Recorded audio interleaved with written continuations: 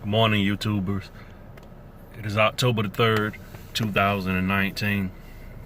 I'm grateful to be alive. So glad that you are as well, and you're able to tune into this video.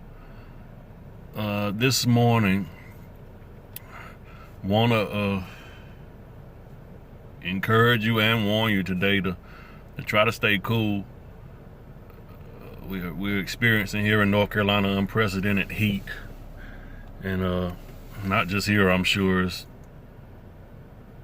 different extreme weather conditions everywhere. But like I said, we're just glad to be alive. Real quick, want to talk about records. And as I watched the news this morning, it was stated, and before I begin, what records simply means to record.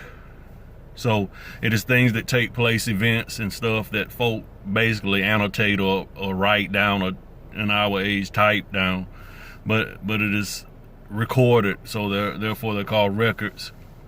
And one of the records that I noticed this morning was it has been almost 80 years, if those records are correct, since we've had a 90+ degree day this time of the year, and it was October the 10th, 1939, almost 80 years ago.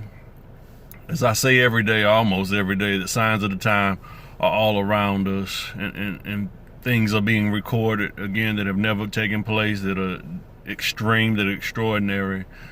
Something else, I want to say this because I know that social media is being flooded with an event that took place on yesterday, and it was the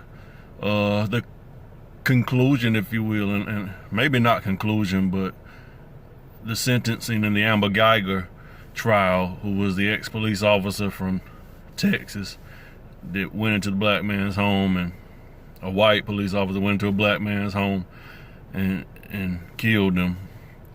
But extraordinary things took place all through the case. I don't have time really to talk much about it today, but the most extraordinary event that took place to me was on yesterday, when she was handed her sentence, and both of them, John's brother, you know it because it's flooding, is all over the internet. More than likely you've seen it, but his brother, in an act of unprecedented kindness, in which we call love, basically told her that I forgive you. You know, I forgive you, and my brother will want me to do the same. And he goes on to tell her, if you want to make this right wrong, receive Christ. If you want forgiveness, true forgiveness, I forgive you as a man, but if you want true forgiveness, receive Christ. So it was just I actually mentioned it last night in Bible study before I was able really to see the full clip of it, but it was a wonderful and beautiful thing, because I had the opportunity and privilege about maybe 3 to 4 years ago to preach on a Black History program. And the message the Lord gave me that day was from a black history to a white one. And in essence, what I was saying in the message, and what I believe the Lord was trying to convey to people, that in this world, there are only two colors, or two types of people. And that's black and white, representing darkness and representing light.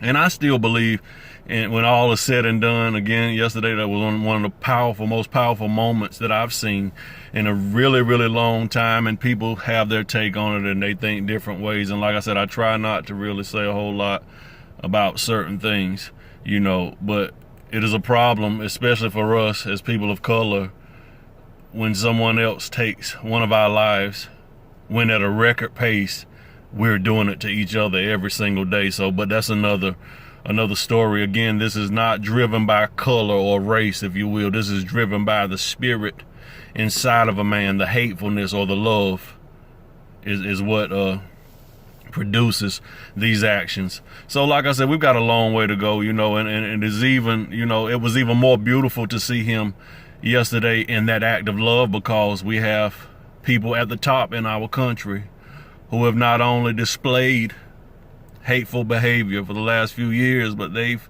joined in and agreed with it, because like I often say, silence is consent.